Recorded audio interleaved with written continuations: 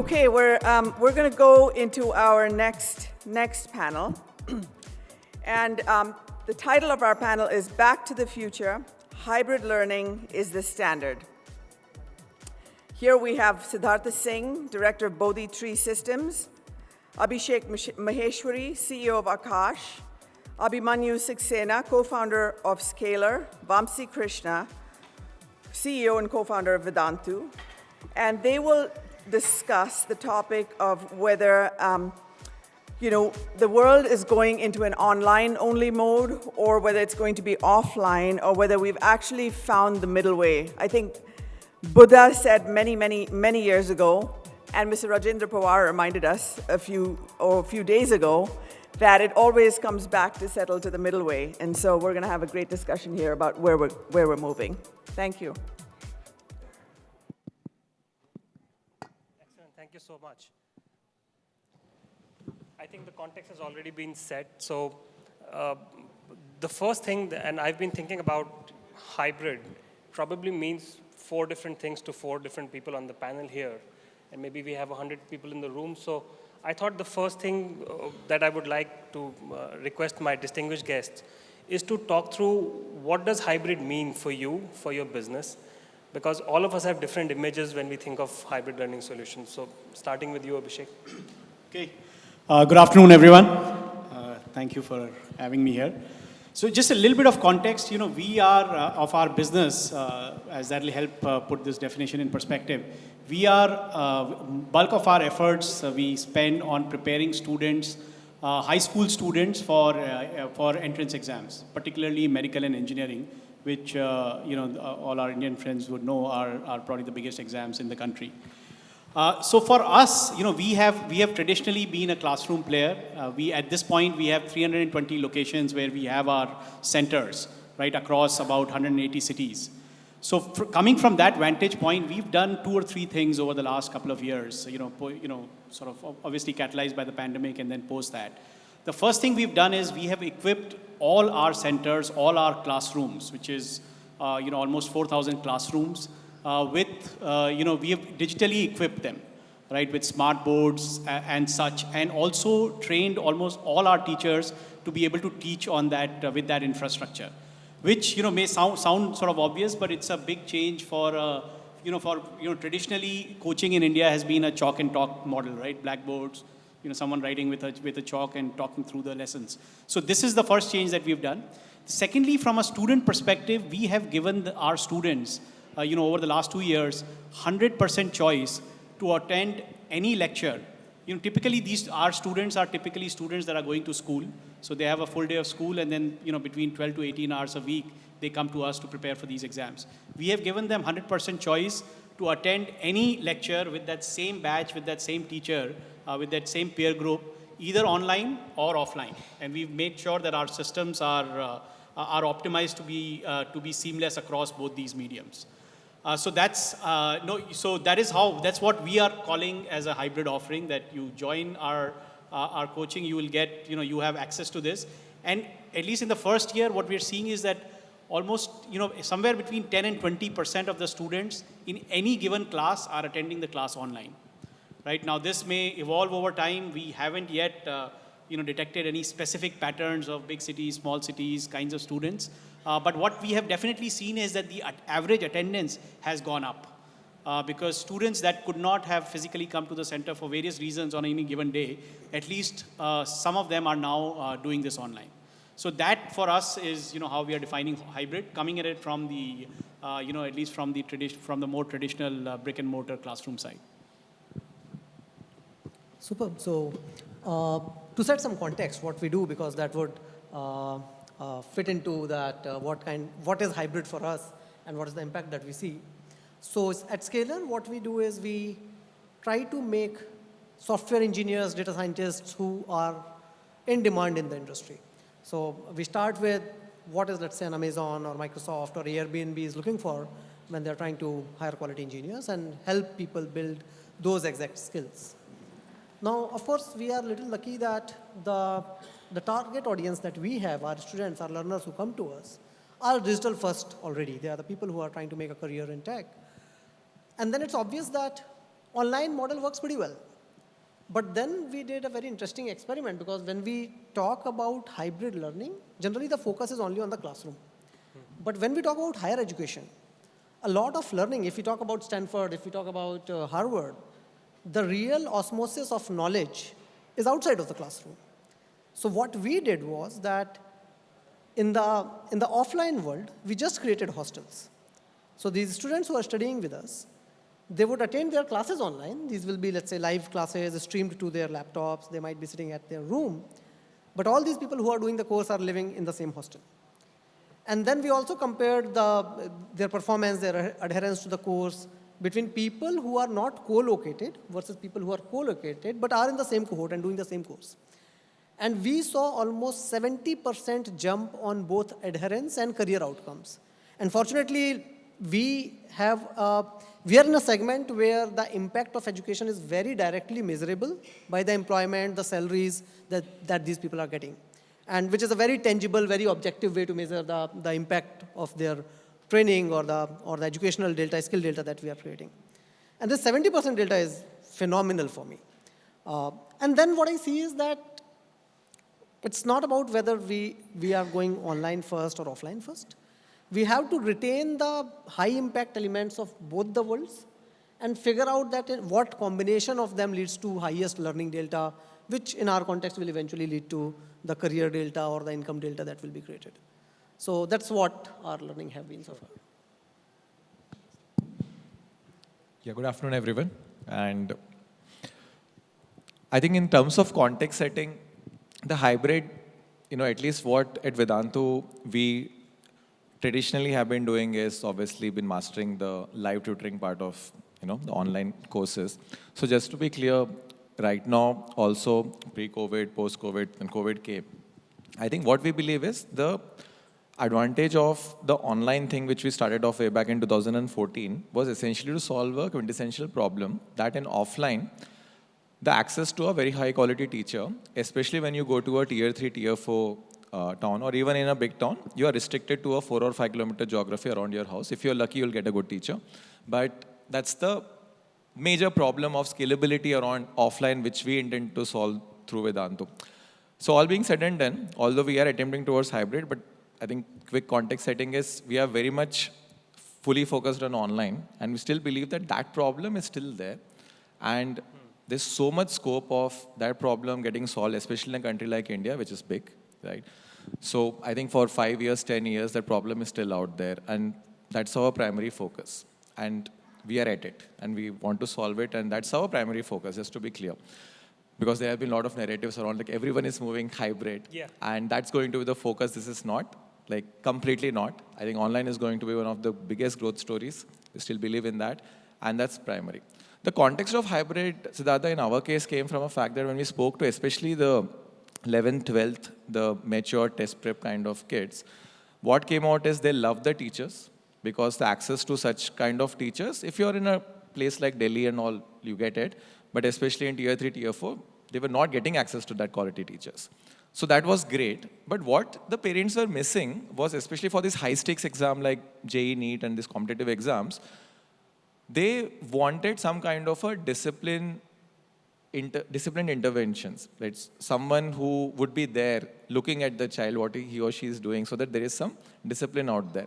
And that was a consistent message and theme which we received. So the hybrid, at Vedantu, at least what we are trying to do is an attempt to solve that problem, wherein we are creating, let's say, a center in a tier 3, tier 4. We are not doing it in top cities. And there is a big screen like this, and the teacher is still teaching online. So the teacher is teaching from the studios from, let's say, a Delhi or a Bangalore. So it's the same teacher which you are getting, but there is a local second teacher who is doing the discipline thing and ensuring coordination and all that. And all these classrooms are also equipped well, so there is tablet or probably clickers in some cases where, like in online, you have interactive classes wherein there's a question and everyone can attempt it and every teacher knows which child has done what. All that has been included. So that's our attempt at hybrid. One of the big differences which we are doing in terms of like how a pure offline works in here is this teacher is simultaneously teaching 4 or 5 centers. So it also gives that cost arbitrage and the scalability angle to it. So that's how we are attempting hybrid. And a question to both Abhimanyu and Vamsi.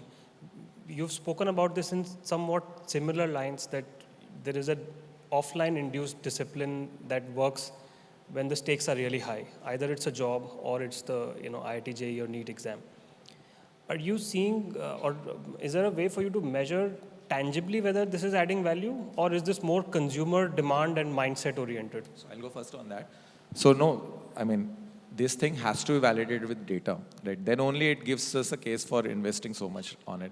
So just to give you some numbers, in our online cohorts, and these cohorts for us is all typically like year-long courses, or maybe even 2-year-long courses. That's the length of the courses we have, like for these exams, competitive exams. So for these cohorts, our attendance rates, so there are 2 metrics which we measure. One is an engagement rate and is an attendance rate.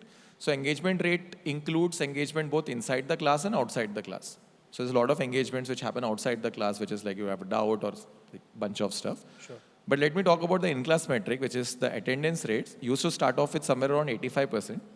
But during the year, it used to go down. And probably around the year end, we would end up with, let's say, a 65-ish% or 60 to 65-ish%, right? Maybe in a month of Jan or something. That used to be the thing. Whereas in our hybrid centers, that experiential thing which we have, that attendance starts with 88% and the cohort reduction only goes up to 82%. So that's a huge delta if you look at it. So what you're saying is, of course, it's validated. And we have seen that the in-class engagement rates and at least attendance rates, we have seen a very huge spike in that. So I'll double click on that, that even for us, a very objective metric, which is very tangible, is super critical. And in our context, it's so direct that, which is fundamentally the earning or the salaries of the people who are living in our offline spaces. Yeah. So we internally call them scalarverse. And interestingly, we even try to some extent, try to measure the GDP of the scalarverse and what is the GDP growth rate of the scalarverse. So when people are moving in, what is their average salary? And quarter over quarter, how is their average salary moving? And now in our context, it is so tightly integrated that it's imagine a property where 100 folks live together. And these are all data scientists and software engineers working across multiple startups, top companies. Their growth of salary itself grows so fast. One, because of the additional exposure to what else is happening in the ecosystem around them, along with just the course content which we are delivering, but now it is adding so much, it creates so many serendipitous moments that people would find better job opportunities just because of this network. There are people building startups together. Of course, it might take a little more, maybe a few years to reflect on that, how those startups perform. But even on the shorter quarter over quarter, we can just see that the average salary growth rate of people living in those closer networks, these hacker houses, is so high that we are very, very convinced. As a matter of fact, just in a few months, we are launching an undergraduate program. And we're planning to build in the same model, that it will have these hacker houses where all these undergraduate students will live, and they will have academic blocks separated out. Sorry, just a follow-up question on that. Yeah. Did you try building community solutions that solve for this peer-to-peer learning pure online, right? Before asking everyone to just, why don't you come to Bangalore and live here? Did you try that, and what were the any outcomes? Absolutely. We did a lot of online community building activities, which definitely has its fairly strong positive impact as well. So there are 3 levels to it. One is online community building activities, product-led, or it might even be very low-tech, let's say creating WhatsApp groups of people in certain cohorts together, etc. The second level is low-touch offline community building. So there would be, let's say, weekly meetups happening. There are study rooms that these people have created where they maybe catch up once in a week, try to study together, or network. And then the third level is the scalarverse that I talked about, where you actually move into. So what we do is, and I think a lot of traditional groups in India, for example, a lot of religious groups, have very strong precedents there. The people bond together, either they might have a centralized space where they meet, or they might just have a strong network within their communities. So they might not be living together, but they still interact very frequently together. So a lot of those elements, so we do it like, if my top of the funnel is 100, probably 70 of them would be interacting through the community tools. Rest 30 probably would be interacting in the offline world, and probably 15 of them will move into these properties. But the delta in the impact, and for us the tangible number is the salaries, or maybe in the longer term would be the kind of startups they could build. So it's basically self-selection that's happening, Yes. and people are flowing through this funnel. So it's kind of a funnel, like, of course you keep trying to move the funnel to the end as Yeah. much as you can, but it's a funnel. And Abhishek, coming back to your point, you said 10 to 15% of the kids are attending, 10 to 20% kids are attending lectures online. Now, can you play that out further and actually completely remove the distinction between online and offline? So, the way I'd like to, at least we like to think about it, is that, the distinction between an online and offline is very, very pronounced at this point in time. Because there was a traditional world till 2019 when, offline was the default. And then we had 2 years when there was no offline and everything became online. And there is this whole notion of what happens pre-pandemic, what happens post-pandemic, is it online, is it offline? But ultimately, it is in any product or service, it is what exactly are you delivering? Yeah. Right? This is the medium of delivery, whether it's online lectures, offline lectures. What we do, at least what we as a company do is, our USPs are our pedagogy, our academic, our curriculum, our rigor, the quality of our teachers, the quality of how we pace the students, how we conduct exams, how we sort of create a peer group for them that allows them to excel. Right? And that for us, which is why what we are trying to do is, we are trying to leave the choice of offline or online with the student. Right? We are not trying to make decisions for them. We also have a 100% online offering. So almost 15 to 20% of our students are actually, of the overall universe that we have, are actually in completely 100% online offering. And these are students that don't have access to a physical center, or that's what they prefer. So, that's obviously priced differently, but in our core offering, we are leaving the choice entirely to the students, because who are we to make a choice for them that you should do, X number of classes online, X number offline, or you should do this or that. What we pride ourselves on is our pedagogy, and what we promise is seamless delivery across these mediums. Right? And so in my mind, that as we play it out, the question that you originally asked, over the few years, I think this distinction will actually start to blur. It'll become less and less obvious. It again goes back to what exactly are you delivering? What kind of outcomes are you delivering? What kind of service are you offering? Right? And let the choice be with the people out there, because everyone has different circumstances. Everyone has a different sort of point of view on how to make this choice. Right? Makes sense. And then just a follow-up question on that. In terms of the kids who bought the offline product and 20% are attending online, is it only the lecture delivery that's digitally enabled, or what else is also digitally enabled? So first of all, I think the way to look at it, it's not that 20% kids are attending in any given class. Yeah. 20% Sure. so it's not the same kids that are attending online all the time. They come and go, and what it allows them is obviously to increase attendance. So that, of course, it helps us. I think there is, in our business, in our sort of line of work, the testing and discussions are big parts, and since they are not always scheduled, it's much easier to do them online, right? So we do set up sort of long hours during either weekends or whatever, where we just open up our online classrooms and kids can come and go. So that saves them there. So that's one. Doubt sessions. Kids usually have doubt, different pace of learning, etc. That we try and conduct largely offline or largely online.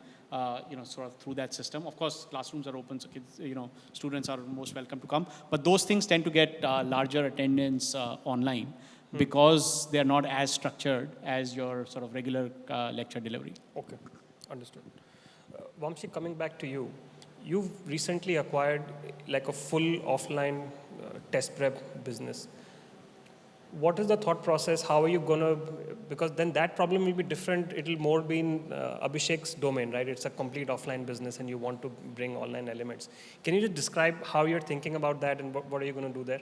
No, sure. That's a great one. So we are not touching that business at all. We are just letting them operate the way they are, and like they have been doing it, fantabulously well for the last 12 odd years. So the reason why this deal happened was it's a win-win for both. So Diksha, what they tried to do 5 years back was open. So they are pretty good in the top cities like the Bangalore's and all. But the moment they went into the Hublis, which is basically a tier 3, tier 4, they struggled. and they had to actually close down those centers. They opened up almost like 20, 25 such centers, and they closed down. And the major reason why it happened is, I mean, the usual stuff, right? When you have good quality teachers, availability in those locations was challenge. Retention of those teachers was a challenge. Even if you are able to send those good teachers, you need a captive base of certain things and so on and so forth. So they were not very successful in doing that. So very serendipitously, they were also thinking of doing something around technology-based intervention. And we had, had our own hybrid stack, and we wanted to do something with schools, right? Using the school integrate. So it was a win-win thing, right? They saw value, we saw value. So to answer your question, doing anything with their core business, what we're essentially doing is we are lending the hybrid stack.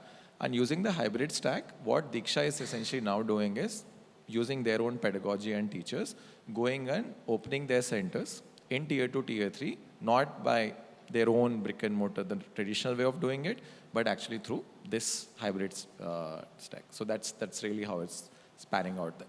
Makes sense. And just, replaying back to another comment, the remark that you made at the start, that online is still going to be a large part. And this is something that's been playing in my mind as well for a while. 2 years ago, given that there was no offline presence possible, everybody was studying online. And then there was a lot of excitement about it. Some of that has kind of moderated now. And then the new thing the fact that we are having a panel discussion on hybrid indicates that there is interest in this. Now, the challenge is when we were saying online, we were saying exactly the same things, tier 3 and 4, large unpenetrated market, those guys can't come to big cities, etc.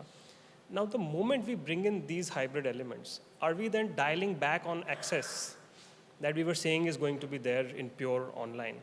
How do you calibrate that? I'm still not clear on that question in my mind. Yeah, so it's an interesting question, and I can't speak on the industry's behalf here. I can speak only on Vedantu's behalf.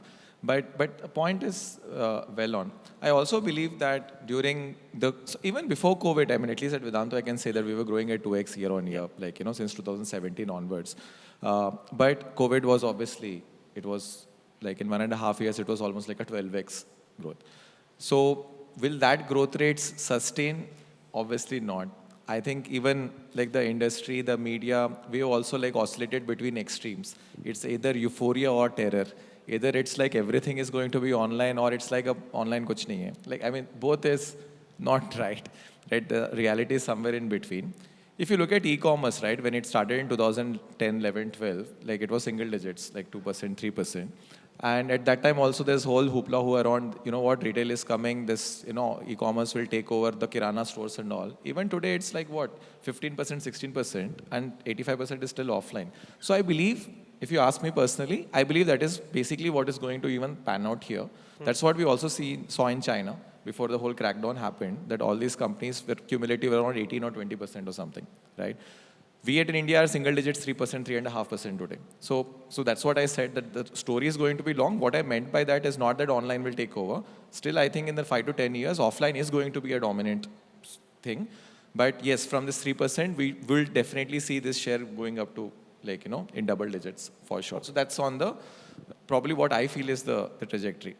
Coming back to your point of, is it dialing back? I mean, that's probably, I don't see a right to win if, let's say, Vedantu goes and opens a pure offline center, because people like Aakash and these guys have been doing it for so many years. And having run an offline center myself for 8 to 10 years, I know that there is a lot of stuff which goes into creating that brand and having, there's a lot of stuff, right? And there has to be a right to win. And that's why, at least at Vedantu, what we are seeing is there's no point doing the same thing. There are anyways 4 guys doing it. What is the additional value add you are probably adding, going and just doing the same thing? So we believe that there are still a lot of locations, right, where the traditional offline companies can't reach because it doesn't make the business sense doesn't come about. But using technology, maybe you can go and give access to those locations as well. Now, there are various models, and we are also learning. Hey, it's still very early for us. We will see, we'll try, we'll explore. But that's at least my personal approach of how probably we are thinking about it. Understood. That's very helpful. One, I think it sort of, whichever angle you come at it from, whether you have an offline presence or online, I think it is eventually it boils down to ensuring that what you're delivering is true and pure. totally agree with And secondly, just giving consumers more choices, right? And let them, especially in large supply constrained markets like education, which is essentially, that's definitely true, that there is a lot of demand for all kinds of education, right? Whether it's what, Scalar is doing or what we are doing or, lots of our other colleagues are doing. So it's about giving, consumers or students more choices. And I think both this hybrid allows us, online, offline, hybrid, all of that allows us to do that. Abhimanyu, any closing remarks? We're done? Okay, sorry. On time because we're expecting the minister in about 30 minutes. So unfortunately, we'll have to end this here. I'm so sorry. Excellent. Thank you, everyone. Thank you. I mean, Thank you so much. Thank you so much.